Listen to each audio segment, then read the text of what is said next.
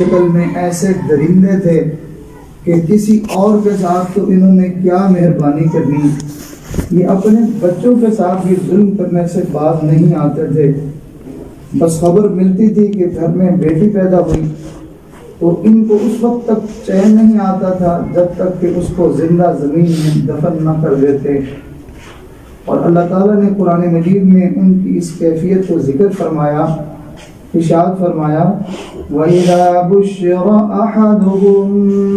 بِالْأُنثَىٰ ظَلَّ وَجْهُهُ مُسْوَدًّا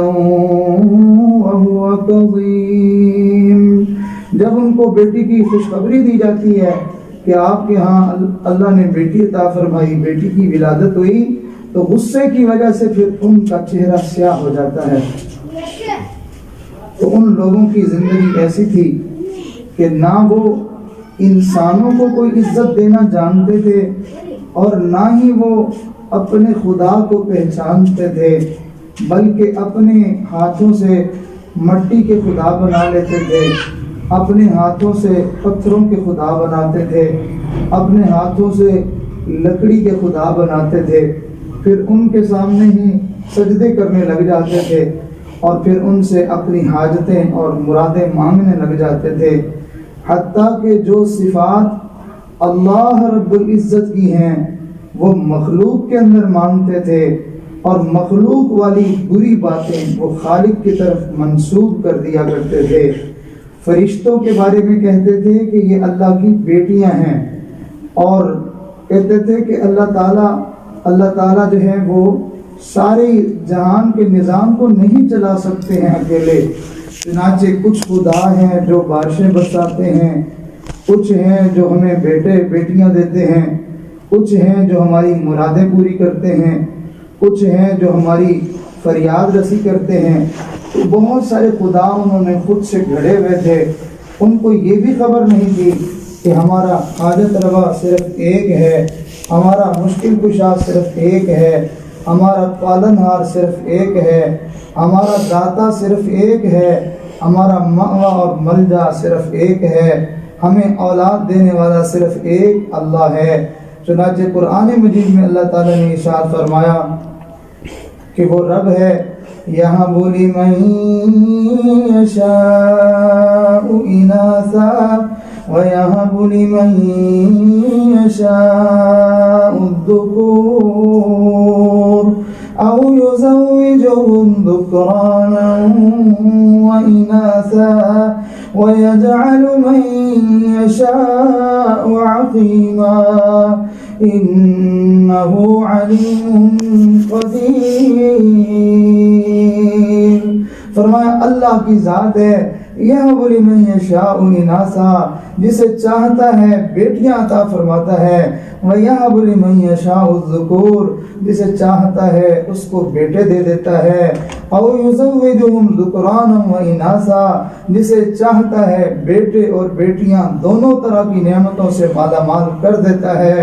أَوْ يُزَوِّجُهُمْ ذُكْرَانًا وَإِنَاثًا وَيَجْعَلُ مَن يَشَاءُ عَقِيمًا، اور جسے چاہتا ہے بانجھ کر دیتا ہے، یعنی نہ اس کو بیٹے ملتے ہیں نہ اس کو بیٹیاں ملتی ہیں۔ انہ علیم قدیر، وہ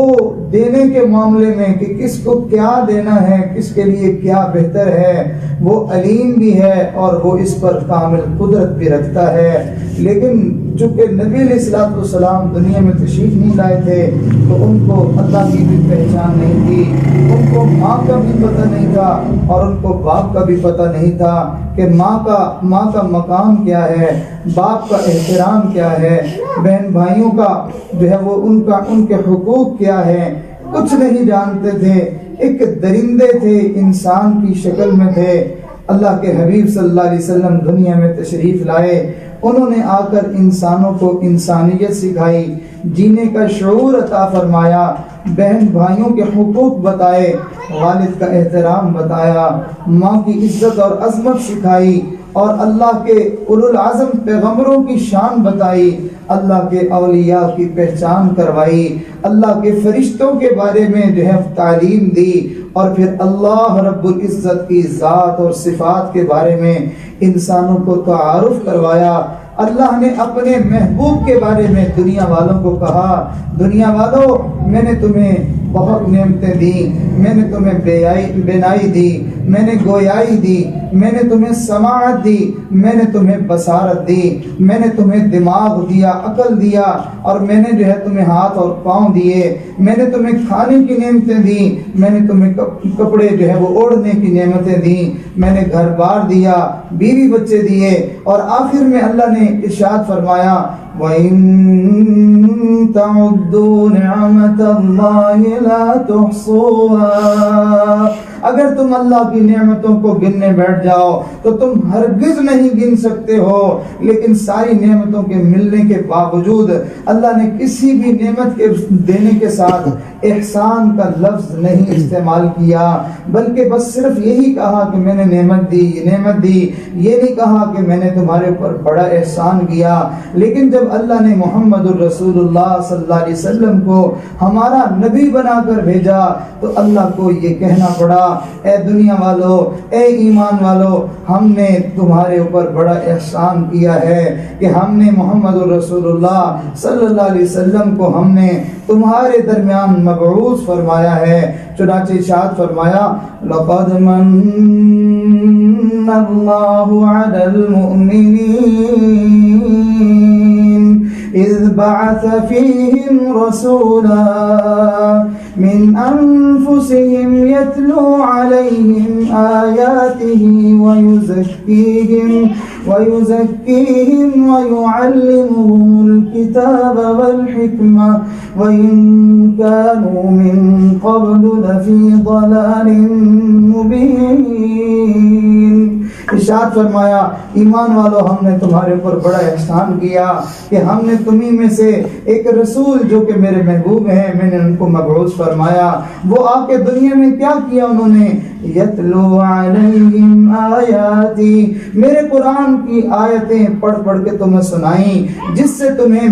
میرا تعارف ہوا، میری پہچان ہوئی، تمہیں جو ہے وہ زندگی گزارنے کا طریقہ اور سلیقہ ملا، تمہیں یہ پتہ چلا کہ ہم نے بولنا کیسے ہے، ہم نے جو ہے وہ کھانا کیسے ہے اور ہم نے پینا کیسے ہے، ہم نے سونا کیسے ہے اور جاگنا کیسے ہے، اور ہم نے خوشی کیسے کرنی ہے اور ہم نے غمی کیسے کرنی ہے، ہم نے گھر کا نظام کیسے چلانا ہے اور ہم نے تجارت کیسے کرنی ہے۔ پوری زندگی گزارنے کے احکامات اس قرآن میں موجود ہیں۔ میرا وہ نبی وہ تمہیں میری آیات پڑھ پڑھ کے سناتا ہے۔ وَيُزَكِّيهِمْ، صرف آیتیں ہی نہیں پڑھ پڑھ کے سناتے، بلکہ جن گندگیوں میں تم پھنسے ہوئے ہو، تم جھوٹ کی گندگی میں، غیبت کی گندگی میں، تم جو ہے الزام تراشی کی گندگی میں، تم تکبر کی گندگی میں، اور تم جو ہے وہ آپس میں حسب و نسب پر فخر کرنے کی گندگی میں، اور تم عصبیت کی گندگی میں، اور تم جو ہے وہ نفاق کی گندگی میں، اور تم زنا کی گندگی میں، اور شراب کی گندگی میں، جوئے کی گندگی میں، یہ تمام قسم کی گندگیوں سے میرا نبی تمہیں پاک بھی کرتا ہے۔ وَيُزَكِّيهِمْ وَيُعَلِّمُهُمُ الْكِتَابَ وَالْحِكْمَةَ، تمہیں جو ہے وہ قرآن کی اور اپنی سنت کی وہ تعلیم بھی تمہیں دیتے ہیں۔ اللہ کے نبی کا تمہارے اوپر کتنا بڑا احسان ہے۔ ارشاد فرمایا کہ وَإِن كَانُوا مِن قَبْلُ لَفِي ضَلَالٍ مُبِينٍ، اس سے پہلے تو تم جو ہے وہ کھلی گمراہی میں تھے، تمہیں تو زندگی گزارنے کا کوئی شعور ہی نہیں تھا، لہٰذا انسانیت کو جو انسانیت کا درس ملا تو جناب رسول اللہ صلی اللہ علیہ وسلم نے آ کر انسانوں کو جینے کا سلیقہ اور طریقہ عطا فرمایا۔ کسی کہنے والے نے بہت اچھے اشعار کہے، فرمایا نبی آتے رہے آخر میں نبیوں کے امام آئے، وہ دنیا میں خدا کا آخری لے کر پیام آئے، جھکانے آئے بندوں کی جبیں اللہ کے در پر، سکھانے آدمی کو آدمی کا احترام آئے، وہ آئے جب تو عظمت بڑھ گئی دنیا میں انسان کی، وہ آئے جب تو انسان کو فرشتوں کے سلام آئے، پرے پرواز بخشے اس نے ایسے آدمیت کو، بلندیوں تک جانے کے لیے انہوں نے انسانیت کو ایسے اچھے اچھے اعمال عطا فرمائے اور ایسے ایسے خوبصورت جو ہیں وہ ادائیں سکھائیں۔ پرے پرواز بخشے اس نے ایسے آدمیت کو، ملائک رہ گئے پیچھے کچھ ایسے بھی مقام آئے، خدا شاہد یہ ان کے فیض صحبت کا نتیجہ تھا، شہنشاہ گر پڑے قدموں میں جب ان کے غلام آئے۔ جی ہاں، ان کی غلامی کی وجہ سے انسان شہنشاہوں کا بھی بڑا شہنشاہ بن جاتا ہے اور اس کو کائنات کی امامت مل جاتی ہے۔ صحابہ کرام فرمایا کرتے تھے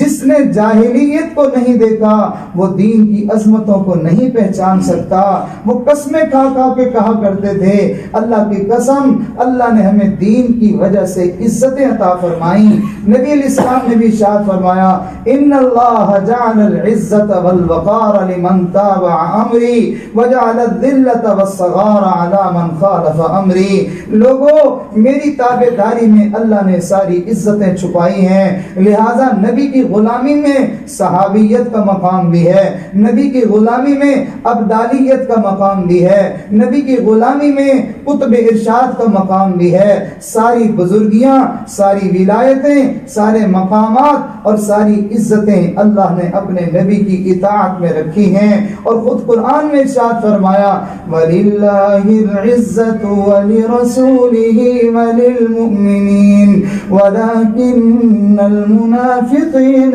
لَا يَعْلَمُونَ۔ لوگوں عزت تو اللہ کے لیے ہے، عزت اللہ کے رسول کے لیے ہے، اور عزت تو ان لوگوں کے لیے ہے جو اللہ اور اس کے رسول پر ایمان لائے۔ اللہ کے رسول پر اور آپ پر ایمان لانے والے کون ہیں؟ فرمایا جو اللہ اور اس کے رسول سے ٹوٹ کر محبت کرنے والے ہیں، جن کو ہر چیز سے زیادہ محبت اللہ کے ساتھ ہے، جن کو ہر چیز سے زیادہ محبت اللہ کے رسول کے ساتھ ہے، وہ ایمان والے ہیں۔ اور وہ ایمان والے ان کی نشانی پتہ، وہ قرآن سنتے ہیں تو ان کا ایمان بڑھنے لگ جاتا ہے۔ انما المؤمنون الذين اذا ذكر الله وجلت قلوبهم وَإِذَا تُلِيَتْ عَلَيْهِمْ آيَاتُهُ زَادَتْهُمْ إِيمَانًا۔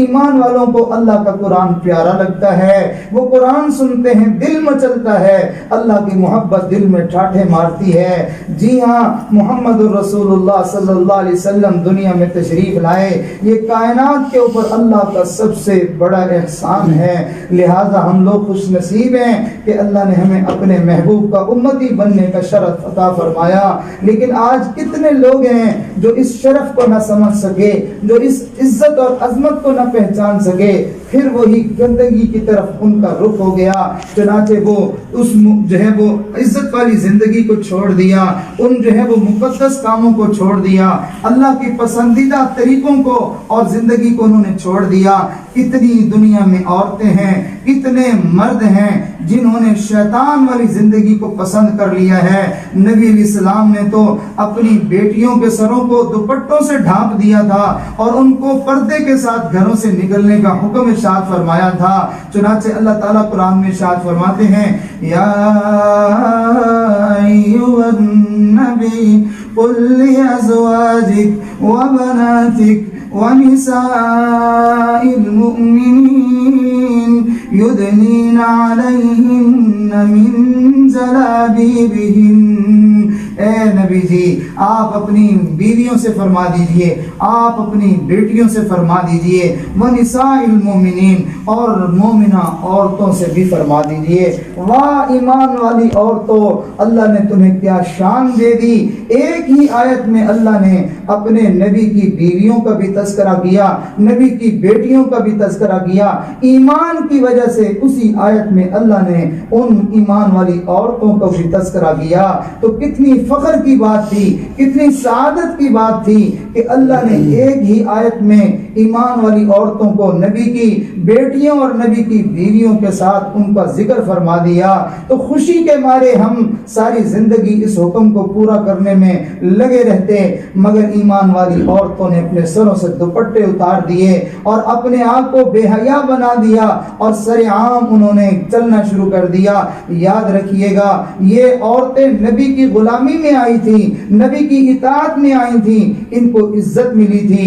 ان کو رفعت ملی تھی، ان کو مقام ملا تھا۔ چنانچہ نبی کے اطاعت کی وجہ سے جو ہے ماں کا احترام امت کرنے لگ گئی، نبی کی اطاعت کی وجہ سے بہنوں کا تقدس امت کرنے لگ گئی، نبی کی اطاعت کی وجہ سے اور نبی کی محبت کی وجہ سے یہ امت بیٹیوں سے پیار کرنے لگ گئی۔ نبی علیہ السلام نے ارشاد فرمایا جس کو اللہ نے 2 بیٹیاں دی یا اس کو اللہ نے 1 بیٹی دی، اس نے اپنی بیٹی کی اچھی تربیت کی، دینی تعلیم اس کو دی، پھر جب وہ جوان العمر ہو گئی اس کا مناسب جگہ رشتہ کر دیا۔ اللہ کے حبیب نے ارشاد فرمایا میرا وہ امتی قیامت کے دن میرے ساتھ ایسے اکٹھے جنت میں جائے گا جیسے یہ ہاتھ کی 2 انگلیاں ہیں۔ تو ہر امتی کے دل میں یہ جذبہ پیدا ہونے لگا کیوں نہ اللہ مجھے بھی بیٹی دے دے، میں بھی اس کی تربیت کر دوں، میں بھی اس کا مناسب جگہ رشتہ کر دوں تاکہ کل قیامت کے دن اللہ کے نبی کے ساتھ مجھے جنت میں جانا نصیب ہو جائے۔ تو یہی عورتیں ان کو چاہیے تھا کہ اس دین کی وجہ سے اور نبی کی تعلیم کی وجہ سے ہی تو ہمیں عزت ملی تھی، احترام ملا تھا۔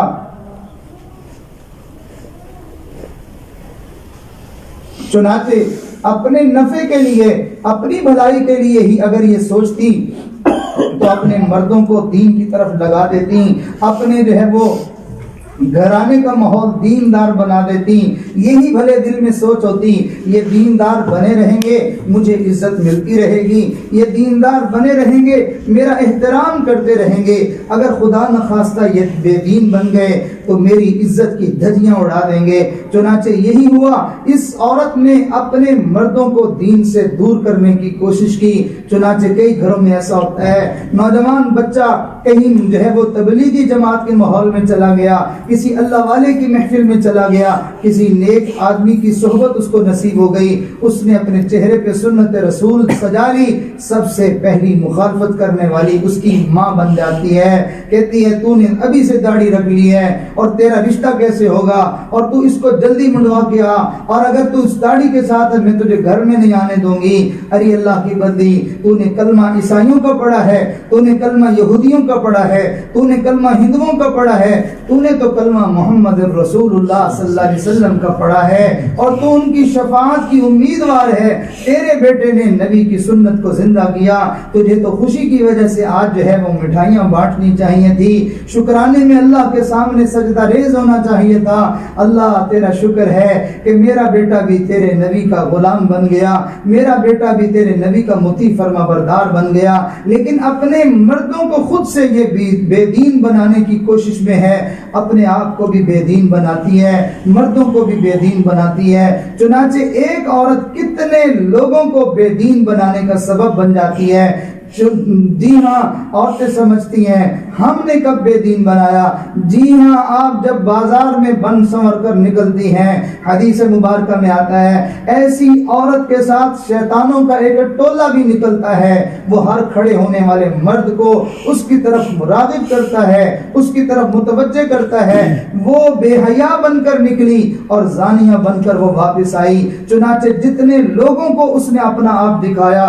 تو دوسرا مطلب اس کا یہ تھا کہ اس نے سب کو جو ہے وہ بے دین بنانے کی کوشش کی، سب کو زانی بنانے کی کوشش کی ہے۔ اس عورت کے ایک دفعہ گلی میں چکر لگانے کی وجہ سے کتنے لوگ گناہوں میں مبتلا ہو گئے، کتنے شیطان خوش ہو گئے، اللہ اور اس کے رسول کی پھٹکار اور لعنت اس عورت کے اوپر پڑ گئی۔ لہٰذا ہمیں چاہیے کہ ہم دین کو اپنا لیں، دین سے محبت کریں، رسول اللہ صلی اللہ علیہ وسلم کی تعلیمات کو اپنے جو ہے وہ گھر کے ماحول میں لے آئیں، اپنے مردوں کو، عورتوں کو، سب کو جو ہے وہ دین کی طرف دعوت دینے والے بن جائیں۔ جب بچے دیندار بنیں گے تو وہ نبی کی یہ حدیث بھی پڑھیں گے کہ تمہارے لیے جنت ماں کے قدموں کے نیچے ہے، پھر وہ بچے تمہاری خدمت کیا کریں گے۔ چنانچہ میرے حضرت فرماتے ہیں میں نے اپنے بڑوں سے سیکھا تھا کہ ماں کے قدموں کے نیچے جنت ہے، تو میں ہمیشہ جب بھی بیٹھتا تھا تو میں ماں کے چارپائی کے اوپر اس کے ساتھ میں نہیں بیٹھا کرتا تھا،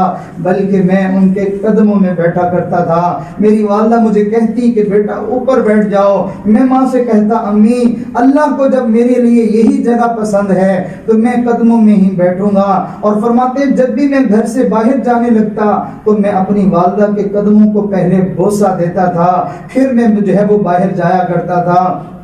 اور فرماتے ہیں میں نے اپنے بڑوں سے یہ سیکھا تھا کہ دین اسلام میں یہ حکم ہے کہ اپنے والدین کا حکم ماننا چاہیے۔ فرماتے ہیں میں نے اپنی پوری زندگی میں جب سے میں نے ہوش سنبھالا، زندگی میں ایک دفعہ بھی میں نے اپنی والدہ کی نافرمانی نہیں کی ہے۔ ماں اگر اپنے بچوں کو دیندار بنا دیتی، کاش کہ ان کے بچے ایسے فرمانبردار بن جاتے، ماں کی خدمت گزار بن جاتے۔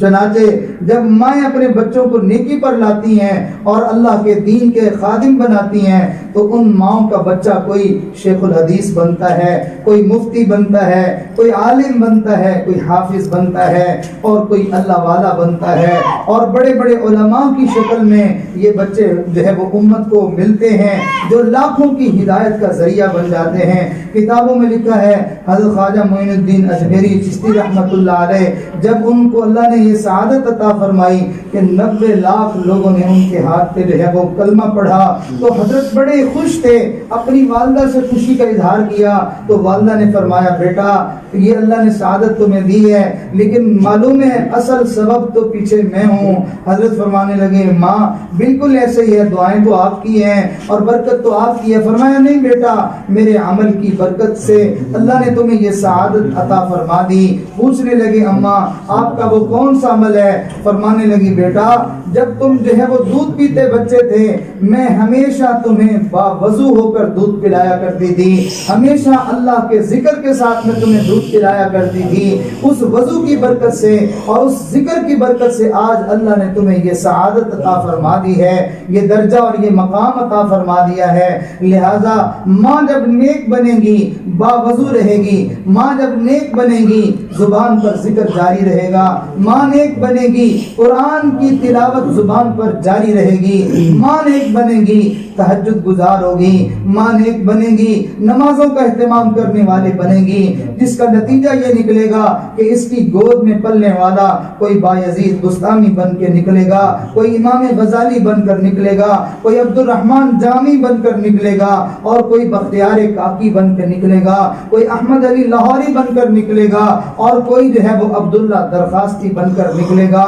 یہ مائیں جب نیک بنیں گی تو اس امت کو اولیاء ملیں گے۔ ماں بے دین بن جائے گی، آج گھر گھر میں عورتوں کا شوق ہوتا ہے فلاں ڈرامہ لگنے والا ہے اور فلاں قسم کی فلم دیکھنی ہے، فلاں گانا تو مجھے بہت پسند ہے اور بے پرد گھومنے پھرنے کا شوق ہوتا ہے۔ گویا کہ گناہوں کا شوق دل میں اتر گیا، دین کی سے بیزار ہوتی چلی جا رہی ہیں۔ لہٰذا عورتوں کو جہان بھر کی چیزوں کی تو خبر ہوتی ہے، فلاں کریم ہے، فلاں پاؤڈر ہے، فلاں برانڈ کا کپڑا ہے، فلاں کمپنی کا جوتا ہے، فلاں چیز ہے اور فلاں چیز ہے۔ اگر ان کو خبر نہیں تو قرآن کریم کی آیات کی خبر نہیں، اگر خبر نہیں تو محمد الرسول اللہ صلی اللہ علیہ وسلم کے مبارک طریقوں کی خبر نہیں، اس کو پتہ نہیں ہے، کلمہ پڑھتی پڑھتی بڑھاپے کی عمر کو پہنچ گئی ہے لیکن آج تک اس کو یہ خبر نہیں ہے کہ میرے نبی علیہ السلام پانی کیسے پیا کرتے تھے، میرے نبی علیہ السلام کھانا کیسے کھایا کرتے تھے، میرے نبی بستر پر جب تشریف لے جاتے تو سونے کا انداز کیا تھا، لباس میں آپ کا مبارک طریقہ کیا تھا، آپ وضو کیسے کرتے تھے، آپ گھر میں کیسے داخل ہوتے تھے، آپ بچوں سے پیار کیسے کرتے تھے، آپ کا بات کرنے کا طریقہ کیا تھا۔ آج مسلمانوں کو اپنے نبی کی زندگی بھول گئی ہے، جس نبی کی اطاعت کی وجہ سے ان کو عزت ملنی تھی، جس نبی کی اطاعت کی وجہ سے ان کو اللہ کا قرب ملنا تھا، اللہ کے برگزیدہ بندے بننا تھا، آج اسی نبی کے طریقے ہم بھول گئے ہیں۔ اللہ نے قرآن میں ارشاد فرمایا تم نبی کی اطاعت کرو، میں تمہیں ان لوگوں میں شامل کر دوں گا جو میرے انعام یافتہ بندے ہیں، وہ انعام یافتہ بندے جن کی دعائیں ہم نماز میں ہر رکعت میں دعا مانگتے ہیں۔ چنانچہ ہر بندہ نماز میں بچپن سے لے کر بڑے ہونے تک نماز میں یہی دعا مانگتا رہتا ہے، کہتا ہے ایاک نعبد و ایاک نستعین اهدنا الصراط المستقیم صراط الذین انعمت علیہم غیر المغضوب علیہم ولا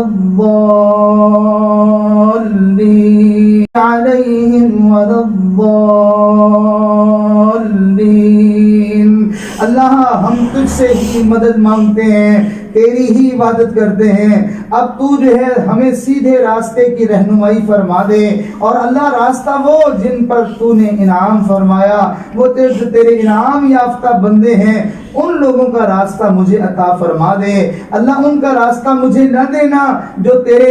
جو ہے وہ جن کے اوپر تیرا غضب نازل ہوا،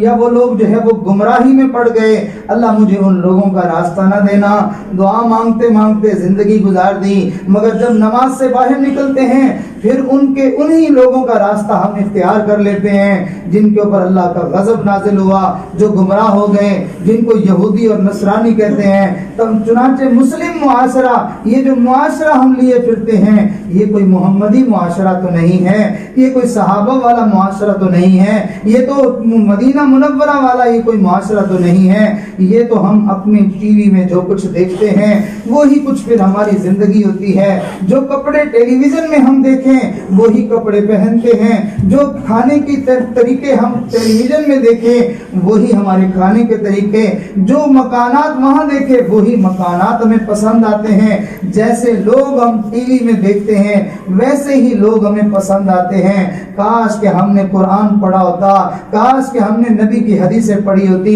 کاش کہ ہم نے اپنے بزرگوں کی زندگی کو پڑھا ہوتا، ہمیں اپنے بزرگوں کی زندگی پسند آ جاتی، ہمارا رہن سہن، ہمارا اوڑھنا بچھونا، ہر کام اپنے بزرگوں جیسا بن جاتا۔ اللہ تعالیٰ اس کی برکت سے اللہ ہمیں اپنی ولایت عطا فرما دیتے، اللہ اپنا تعلق دے دیتے۔ آج کل ہمارا ایمان بھی ٹی وی، اور ہمارا جو ہے وہ مذہب بھی ٹی وی، اور ہمارا تمدن بھی ٹی وی، سب کچھ جو ہے وہ ہمارا ٹی وی بن کے رہ گیا۔ قرآن کو تو لپیٹ کے ہم نے الماریوں میں بند کر کے رکھ دیا،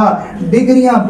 بچیوں کو دلوا دی، بچوں کو بڑی بڑی تعلیمی ڈگریاں دلوا دی، مگر قرآن کی ایک سورت ان کو نہیں آتی، سورہ فاتحہ نہیں پڑھ سکتے، سورہ اخلاص نہیں پڑھ سکتے۔ سوچے تو صحیح، آخر ہم نے ہمیشہ یہاں دنیا میں تو نہیں رہنا، مر جانا ہے۔ یہ بچے کیا ہمیں ڈگریاں پڑھ کے ثواب بخشا کریں گے؟ کیا ہمیں یہ جو ہے وہ دنیا کے کاروبار کر کے ہمیں ثواب بخشیں گے؟ ان کو ہم نے سکھائی تو سورہ فاتحہ بھی نہیں ہے، یہ ہمارے مرنے کے بعد ہمارے لیے کیا ہاتھ اٹھائیں گے؟ چنانچہ خوش نصیب لوگ وہ ہوتے ہیں جو اپنے بچوں کو دین پہ لگاتے ہیں۔ ایک میاں بیوی جو ہے وہ آپس میں بیٹھے باتیں کر رہے ہیں کہ اللہ نے جو ہے وہ ہمیں بیٹا عطا فرما دینا ہے، اب دیکھو زندگی کا تو پتہ نہیں تمہاری زندگی زیادہ ہے یا میری زندگی، کون پہلے اللہ کے پاس جائے کون بعد میں جائے، ہم کیوں نہ ایک دوسرے کے ساتھ ایک معاہدہ کر لیں۔ بیوی نے کہا کیا معاہدہ؟ کہنے لگا دیکھو اگر تم پہلے دنیا سے چلی گئی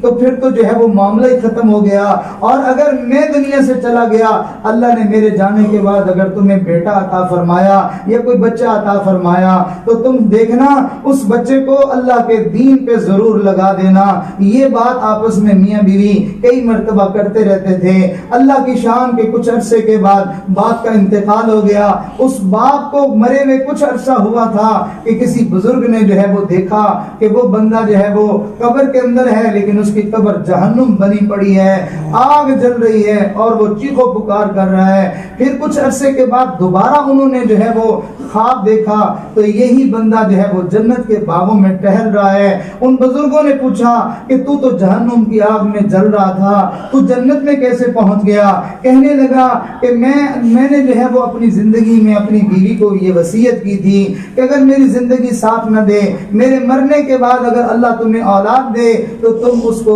دین کا علم سکھا دینا۔ چنانچہ میری بیوی نے میری وصیت کے مطابق جب میرا بچہ تھوڑا بولنے کے قابل ہوا، میرے بچے کو کسی جو ہے وہ دین کے عالم کے پاس لے گئی اور کہنے لگی مولانا صاحب میرے اس بچے کو اللہ کا قرآن پڑھاؤ۔ اب مولانا صاحب نے میرے بچے کو قرآن پڑھانے کے لیے بسم اللہ پڑھائی۔ جب اس نے اپنی اتلی معصوم زبان سے بسم اللہ پڑھی، بسم اللہ الرحمن الرحیم، جیسے ہی اس نے پڑھا اللہ تعالیٰ کی رحمت جوش میں آئی۔ اللہ نے فرمایا او بندے تیرے گناہ تو بہت زیادہ تھے، مگر تیرا بیٹا دنیا میں مجھے رحمان اور رحیم کہہ کے پکار رہا ہے، لہٰذا مجھے تیرے اوپر عذاب بھیجتے ہوئے مجھے حیا آتی ہے۔ جاؤ میں نے تمہیں معاف کر دیا اور میں نے تمہیں جنت عطا فرما دی۔ اگر ہم اپنے گھروں کے اندر دینی ماحول پیدا کرنے کی کوشش کریں گے، اپنے آپ کو بھی دین کی طرف لانے کی کوشش کریں گے، ہم بھی دنیا میں عزت کے ساتھ جئیں گے اور ہماری آنے والی نسلیں بھی دنیا میں عزت کے ساتھ جئیں گی، اور آخرت میں اللہ نے ان کے لیے جنتیں تیار کر رکھی ہیں۔ سنیے ذرا اللہ کا قرآن، ارشاد فرمایا جو دنیا میں نیک بن کر زندگی گزارے گا، مرد ہو یا عورت ہو، ہم پہلا انعام اس کو یہ دیں گے، دنیا کی زندگی ہم اس کی مزیدار بنا دیں گے، خوشگوار بنا دیں گے، اور ہم آخرت میں تو پھر اس کو بہترین اجر ہم نے اس کے لیے تیار کر رکھا ہے۔ اس کے لیے ہم نے جنتیں بنائی ہیں جن میں نہریں بہتی ہیں، کہیں دودھ کی نہر، کہیں شہد کی نہر، اور کہیں شراب کی نہر، اور کہیں جو ہے صفاف اور شفاف پانی کی نہر ہے، اور بہترین باغات ہیں، اور وہاں قالین بچھے ہوئے ہیں، اور وہاں طرح طرح کی نعمتیں موجود ہیں۔ اللہ تعالیٰ ارشاد فرماتے ہیں من عمل صالحا من ذکر او انثى وهو مؤمن فلنحيينه حياة طيبة ولنجزينهم أجرهم بأحسن ما كانوا يعملون۔ من عمل صالحا، جو کوئی نیک اعمال والی زندگی گزارے، یعنی زندگی میں نماز کا اہتمام، زندگی میں پردے کا اہتمام، زندگی میں ذکر کا اہتمام، صدقہ خیرات کا اہتمام، اور جو ہے وہ لوگوں کے ساتھ اچھا برتاؤ کرنے کا اہتمام، زبان اچھی استعمال کرنے کا اہتمام، گالم گلوچ سے پرہیز، جتنے بھی نیک کام ہیں اللہ اگر وہ کرے تو پھر کیا ہوگا؟ فرمایا من ذکر او انثى، یہ نیکیاں کرنے والا بھلا کوئی مرد ہو یا کوئی عورت ہو، بس اتنی سی بات ہے کہ اس کو ایمان کی دولت میسر ہو۔ ایمان ملنے کے بعد جو کوئی بھی نیک اعمال کرے گا اللہ آپ اس کو کیا دیں گے؟ فرمایا فَلَنُحْيِيَنَّهُ حَيَاةً طَيِّبَةً، ہم ضرور ضرور اس کو پرسکون مزیدار خوشگوار زندگی عطا فرمائیں گے۔ وَلَنَجْزِيَنَّهُمْ أَجْرَهُمْ بِأَحْسَنِ مَا كَانُوا يَعْمَلُونَ، اور ہم ضرور بدلہ دیں گے اس کو جو اس دنیا میں وہ نیک عمل کیا کرتا تھا، اس کا ہم بہت اچھا بہترین بدلہ اس کو آخرت میں عطا فرمائیں گے۔ لہٰذا جو عورت نیک بنے گی اللہ اس کو چند انعامات عطا فرمائیں گے۔ ایک انعام یہ اللہ اس کے دل میں سکون عطا فرما دے گا، دوسرا انعام یہ اللہ اس کی اولاد کو اس کا مطیع اور فرما بردار بنا دے گا، تیسرا انعام یہ کہ اللہ اس کے خامد کے دل میں اس کی محبت ڈال دے گا، اور چوتھا انعام یہ کہ اللہ تعالیٰ اس عورت کے لیے لوگوں کے دلوں میں عزت عطا فرما دے گا۔ چنانچہ جو آدمی نیک بن کر زندگی گزارے، بچے بھی اس کی عزت کریں، گھر کے لوگ بھی اس کی عزت کریں، اور اپنے اڑوس پڑوس کے لوگ بھی اس کو عزت کی نگاہ سے دیکھیں، یہاں تک کہ جنگل کے درندے بھی اس کی عزت کرنے لگ جاتے ہیں۔ ایک بزرگ کے بارے میں آتا ہے، ان کو جو ہے وہ کسی بھوکے شیر کے آگے سزا کے طور پر ڈال دیا گیا تھا۔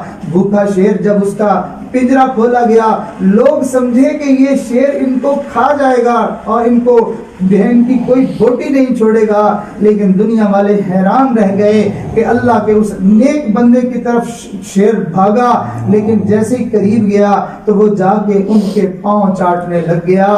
اللہ نے دکھا دیا، نیک بن کر زندگی گزارو گے، جنگل کے درندے بھی تمہارے پاؤں چاٹا کریں گے۔ لہٰذا آج گھر گھر میں رونا ہے، عورتیں پریشان ہوتی ہیں، میرا خامد میری بات ہی نہیں سنتا اور میرے سے بالکل اجنبی بن کے رہتا ہے اور غیروں کے ساتھ اس کی محبت کے تعلق بنے ہوئے ہیں، میرے بیٹے ہیں وہ تو بالکل مجھے سمجھتے ہی کچھ نہیں ہیں، اور میرے گھر کے جو فلاں لوگ ہیں انہوں نے تو گویا کہ مجھے نوکرانی سمجھا ہوا ہے۔ جی ہاں، آپ نے اللہ کو بھلا دیا، اللہ کو آپ نے نظر انداز کر دیا تو اللہ نے پھر آپ کو بھلا دیا۔ چنانچہ اللہ تعالیٰ نے قرآن میں یہ اعلان کر دیا، تم میرے قرآن کو چھوڑ دو گے، اس کے حکموں کو عمل کرنا ترک کر دو گے تو میں تمہارا جینا حرام کر دوں گا، میں تمہاری زندگی تنگ کر کے رکھ دوں گا۔ لہٰذا اللہ کا ہم شکر ادا کریں کہ اس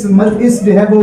ماحول کے اندر، اس محلے کے اندر اور اس علاقے کے اندر اللہ نے دیندار بننے کی ایک فیکٹری بنا دی۔ یہاں پر جو لوگ دین پڑھنے کے لیے آتے ہیں، قرآن سیکھنے کے لیے آتے ہیں، نبی کی حدیث پڑھنے کے لیے آتے ہیں، یقیناً اللہ ان کو نیکی تقوی والی زندگی عطا فرما دیتے ہیں۔ لگتا ہے اس علاقے والوں کے اوپر اللہ تعالیٰ کا کوئی خاص کرم کا معاملہ ہے۔ لوگ سوچتے ہیں ہمارے علاقے میں کوئی بڑا آدمی آ جائے گا، اس کا وہاں گھر ہوگا، پھر سڑکیں بھی بن جائیں گی، پھر وہاں پر جو ہے وہ بجلی کا نظام بھی اچھا ہو جائے گا اور پھر فلاں بھی ہو جائے گا۔ یہ لوگوں کی سوچ ہے۔ ہاں، جس محلے میں قرآن اور حدیث پڑھانے کا کوئی مرکز بن جائے گا، وہاں فرشتوں کا آنا جانا شروع ہو جائے گا، وہاں رحمتوں کی برسات شروع ہو جائے گی، وہاں قرآن کی برکات کا سلسلہ شروع ہو جائے گا۔ خواتین خوش نصیب ہیں کہ اللہ نے ان کو اس گئے گزرے دور میں ایسی جو ہے وہ ایک علمی اور ایک جو ہے وہ نیکی والی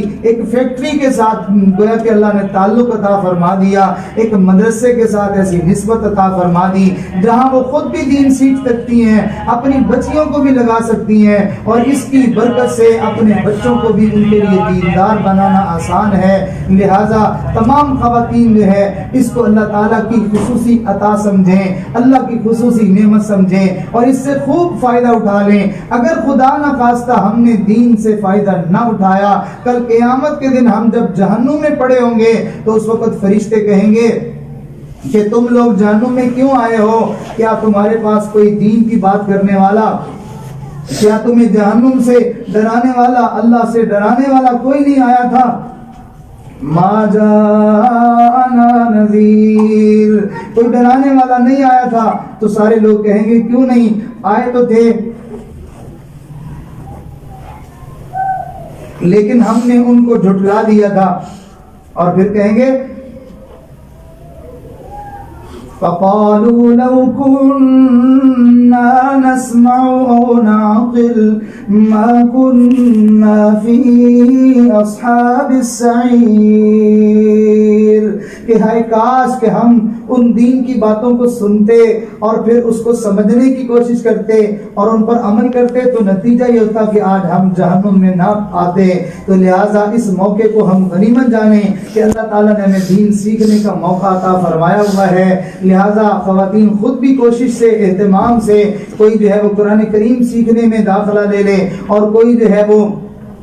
فقہ کے مسائل سیکھنے میں اور کوئی احادیث سیکھنے میں، جس کو اللہ جو فرصت دے دین کے سیکھنے سکھانے میں اپنے آپ کو لگا دے، اور گاہے بگاہے یہاں پر کوئی روحانی یا اصلاحی مجالس ہوں تو اس میں بھی خوب اہتمام کے ساتھ شرکت کی جائے، دل میں یہ ارمان ہو، دل میں یہ شوق ہو، اللہ مجھے بھی آپ نیک بنا دیں، اللہ میرے بچوں کو بھی آپ نیک بنا دیں، یہ انسان کے دل کی تمنا ہونی چاہیے، اور اللہ تعالیٰ سے ہمیشہ یہ نعمت بندہ مانگتا رہے، جسے اللہ نیکی تقوی والی زندگی نصیب فرما دے، اللہ اس کی دنیا بھی سنوار دیتے ہیں، اللہ اس کی آخرت بھی سنوار دیتے ہیں۔ اس دنیا میں جب تک ہمارے جو ہے وہ سانس چل رہا ہے، جب تک ہماری صحت ہے، زندگی ہے، تب تک ہمارے لیے موقع غنیمت ہے، جب بھی ہم اللہ کی بارگاہ میں آ جائیں گے اللہ تعالیٰ ہمیں معاف کر دیں گے، اور اللہ تعالیٰ ہمیں اپنی بارگاہ میں قبول فرما کر اپنے نیک بندوں میں شامل ہونے کی سعادت عطا فرما دیں گے۔ کسی اللہ والے نے اس زندگی میں کے بارے میں کہا کہ اے دوست، یہ زندگی تو بڑی قیمتی ہے، اس کو تو غنیمت سمجھ اور اس سے تو فائدہ اٹھا لے، اور انہوں نے عجیب اشعار کہے، فرمایا یہ زندگی ایک مہلت ہے، یہ زندگی ایک مہلت ہے،